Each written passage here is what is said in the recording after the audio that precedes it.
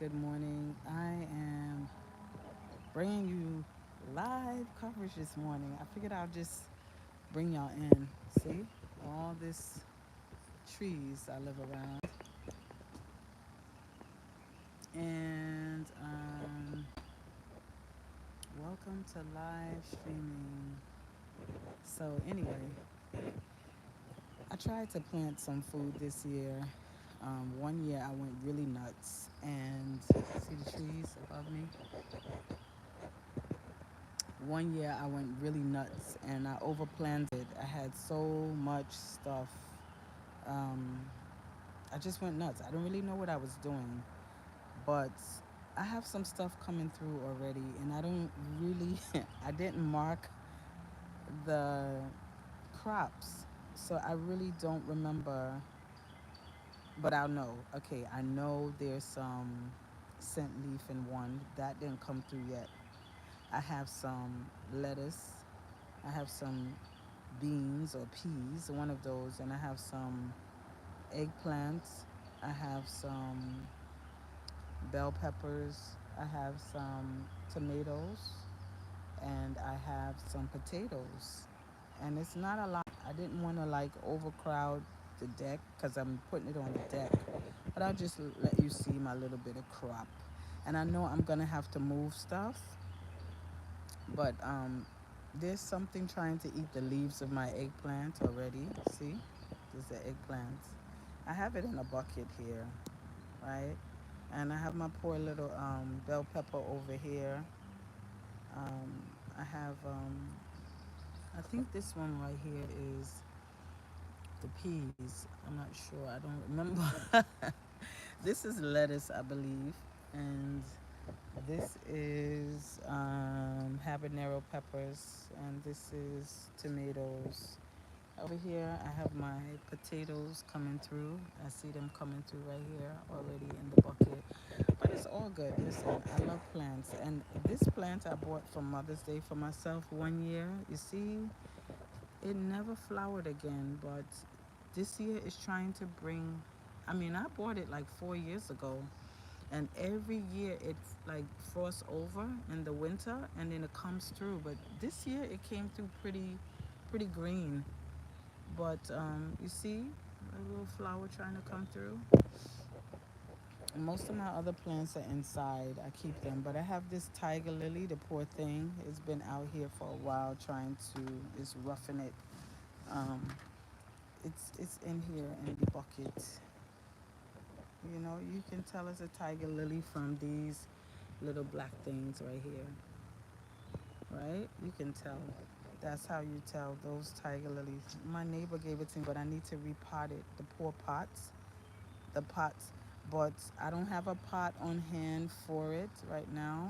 But I want to get it a nice big wide pot. And I have a spider plant that's been roughing it for years right here, and I'm trying to just trim off some of the brown leaves. And I have all my other plants are inside, but I love plants and I love the green. I love nature. I love it. I can't get enough of it. See the leaves, the trees all above me. So they say, oh, sorry, you saw the mess over there. That's some dirt I have to take up over there. There's some dirt I have to take up. My brother did some kind of supposedly some. Well, he tried. He did some corking on my deck to keep insects from coming into the property. But yeah, I'd love to talk to you in the outdoors this morning a little bit. I don't think that I could see. It says, "Welcome to live chat. Remember to guard your privacy." Okay, that's all good, but I don't even see where anybody. I guess in time they'll let me talk to people right now because I'm new and I'm not even at 1,000 subscribers, but it's all good. I just wanted to kind of let you see. Today I'm trying to figure out what I'm gonna.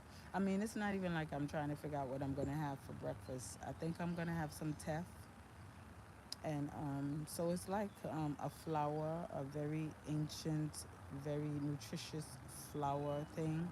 So I'm gonna make it up like a porridge. I'm gonna make it like a porridge. Let me show you the trees above my head. Oh man, I used to always be mesmerized by trees when I was a child. I loved the trees, and I used to like when I used to go to like we always had to go to parks because New York doesn't have a lot of trees. It's a concrete jungle, right? So you have to go to parks and certain areas. They cut down a lot of trees. So what happens is that when we used to go to the park, like Prospect Park, when we were in Brooklyn, New York, I used to be so caught up in the way the the the trees look like big broccoli. You know, they all fluffy on the top. But I used to really be like, oh my God, the power in the outdoors, especially at night. When I was a child, I used to just look around and say, oh my God, it just looks so powerful the way the trees, it's like they come alive at night. But never did I imagine that I was going to be surrounded by so much green. But I love it. And that's why I fell in love with this area. I don't know if I'm gonna stay because hey, who's that? Hey, hello, my people. Hello, hello, hello. Oh, so I didn't know if I could see the chats because this is my first time. My first time coming on live. Greetings, greetings. You know, it's kind of. Let me see who's this. This is Hello, Sadamu. Greetings, greetings. So, but yeah, it's just, I said, you know what, let me just do a live stream this morning. What's the big deal, right? What's the big deal? All you can do is either like somebody come in that says greetings and enjoy your live stream. So what's been going on? What's been going on? I've been quiet because I've been consumed with family. This new family that I found on my father's side, and it's been overwhelmingly beautiful. I met a lot of cousins. I met brothers, and this weekend I'm going to meet my father's only living sibling, and I'm excited about it. And she's 86 years old. She is still driving, and she's full of a lot of questions, and she's very much alive and kicking. So I don't take that lightly. I know she'll have a lot of stories, more stories. And the thing I love about my father's side of the family is they are master storytellers, and they are ones who keep the knowledge of the family. So when you talk to them, they're telling you about grandma so and so and grandpa so and great grandmother. So they know all the stories. They keep all of our oral history alive. And I have cousins who have archives and all kind of things, which is something that I have in me, but I didn't know that I had so much family who are just like me, look like me, act like me in a lot of ways. But one thing I can say is something that I'm very grateful for is that I know my culture. I acknowledge my culture. I'm proud of it, my African culture, my heritage. But that's not something that I'm still hearing that my family, um, they know it, just like most African Americans do, but they're not really talking about it. They don't talk about it, live it, breathe it, smell it like me. And that's all good. I was also part of a family meeting with this new family recently where I had to kind of intercede, or I was asked to be a part of a meeting, um, which was very amazing, where there was an elder in my family that's highly respected on my father's side, and they say I remind them of that person. So they invited me into the meeting to intervene or to just give my input as to what this issue. these two people in our family were having. And I was very honored and humbled by that invitation, because this is something that probably would have never happened on my mother's side, because they're a bit too prideful to even say, okay, I recognize Gina has this gift, but my father's side, they recognized that, wow, she's a wise woman. And so they invited me into the meeting, and it was um, a very productive meeting, successful, and I felt good. So we have to show up when asked to show up. We must show up. We also must recognize our gifts. I really believe, and I know this for a fact, we all have gifts. And we have to go where it is that we're summoned to go. We have to go. Greetings, greetings, greetings. Hello. We have to go where we're called to go, right? At some point in your life, you have to sit down and you have to recognize, what is it that keeps showing up in our life? Like, what it is that is constant. And then when you say, okay, I have a gift of this, I have a gift of storytelling, I have a gift of intercession, I have a gift of I'm an elder now.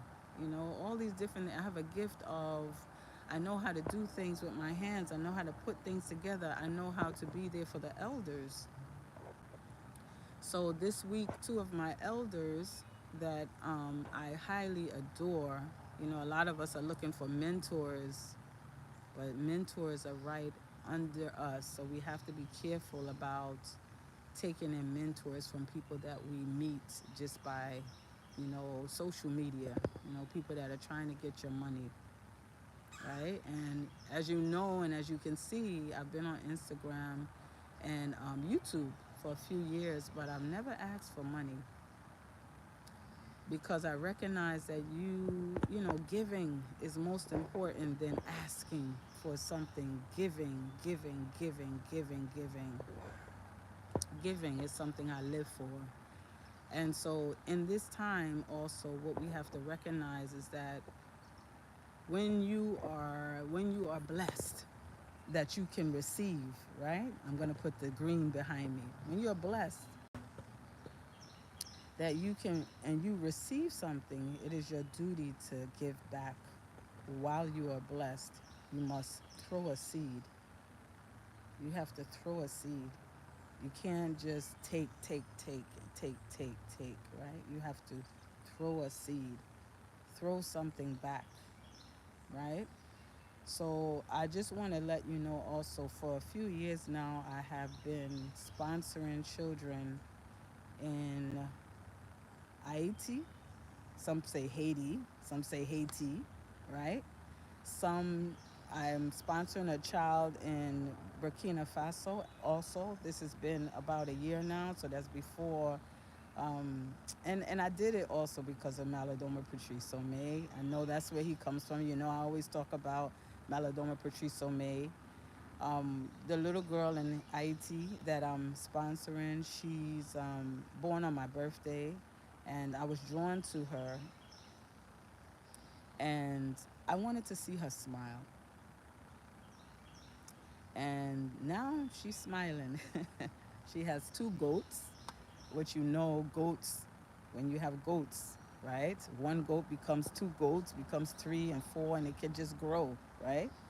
And the little boy has, I think, has one goat, and he's born on the death day of my so-called father. This is the one who was on my birth certificate, but who's not really my father.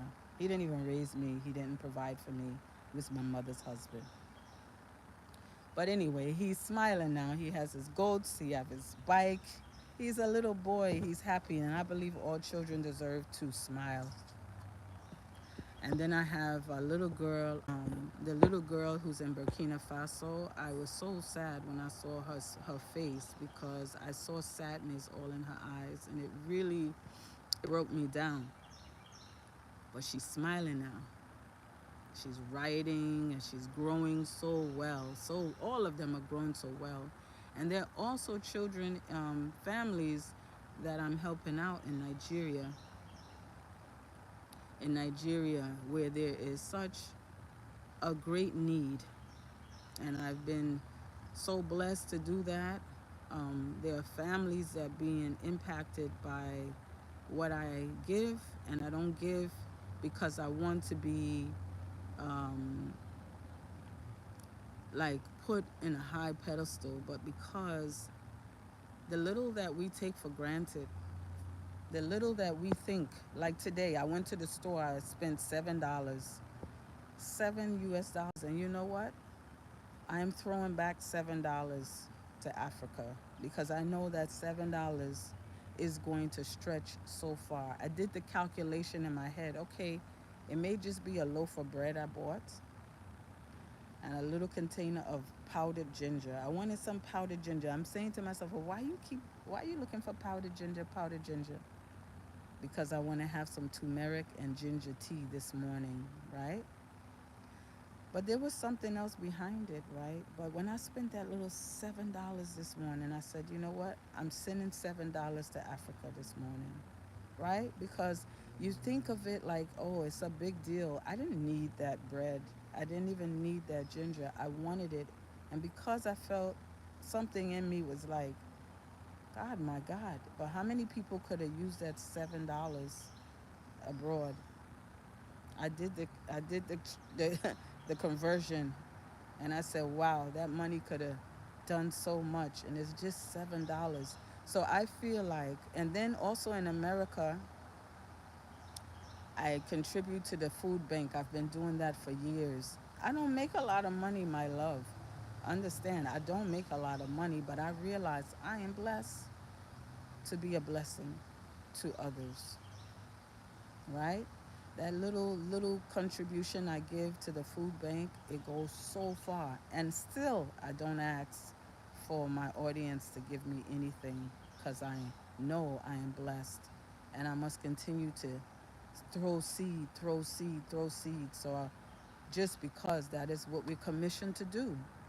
So I feel like if you know people back home, I don't care what you're thinking in your mind. Some of y'all say y'all have family members that are so greedy. You say they always asking for stuff. They always want. Well, listen. Find a man up the road, all right? Find a woman up the road. The woman that you see sitting under the tree. The one who is just like selling sugar cane or mango, or you see her struggling, or the man who is trying to sell peas or whatever. Help him. Send something to him. There's always somebody you can help. So there's no excuse. There's no excuse or selfishness, because what happens with people, right? This is what happens with people. They always complain they don't have enough. And the more they get, the more they want. The more they want, the more they want, the more they can't be satisfied. And then the more you give, the more you give, the more you feel satisfied. The least you have so much. You have more than enough. So my thing is that even if I was to increase my subscribership where I would have 1,000 subscribers or more, my goal is to use whatever I get from that to give. My increase is for someone else, it's not even for me. Isn't that amazing? And see this little necklace I have here, this little tiny necklace I got from my oldest child. There's a little symbol on it that means I am a fence to the family. And I said, I don't want to be the fence. What is this? But I realized I am a fence in my family. It's something that I didn't, something I was commissioned to be. And that's another thing that has been going on, that I've been very quiet because my family on my mother's side is going through a lot. I am the youngest of four children on my mother's side. And everyone is ailing in some way in body. Everyone is going through some physical ailments where I can't even really talk to any of them. So some of you are in situations where you feel like the last man standing, right? You're holding it together for your family. You may be the one who's taking care of family members, whether you're encouraging them, whether you're helping them out around the house, whether you're sending money or whatever. That is something that I sometimes feel like the oldest, even though I'm the youngest on my mother's side. But for somehow, some way, the ancestors are keeping me, right? Source, God, whatever you want to call it, keeping me lifted up at this time. So I know I'm equipped for this. But all I ask is that you find some way to help someone in need, whether you just call them on the phone to check on them, or you write them a letter, or you see something small you want to send to them, or something big you want to send to them. Just know that you are blessed to be a blessing. And the little that you have is a lot to someone else. So, helping me by subscribing to my channel just brings me one step closer to helping someone else. So, I thank you for listening. This is not my last live, this is just my first live on YouTube of many. So, may you all be blessed. And thank you for watching. Thank you for tuning in. Thank you for subscribing. Thank you for liking my videos. Thank you for even connecting with me. May I connect with you even more deeper in the near future. Peace and love always.